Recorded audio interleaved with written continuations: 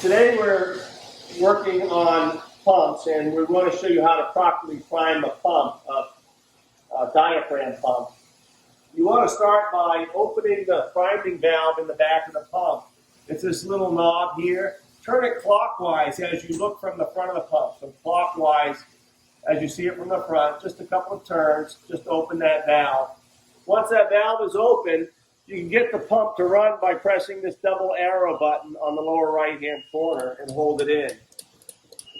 What we see is the chemical is being pumped through the priming valve and going to waste. So now that we see that, we're going to actually close the priming valve on the back of the pump by turning it counterclockwise while the pump is running. And you can see that the pump is pumping chemical through the discharge, and there aren't any air bubbles. And we can see that the suction line on the pump is full of chemical, and there aren't any air bubbles.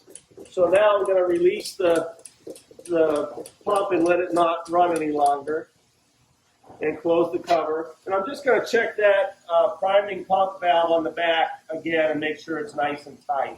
This pump has been properly primed.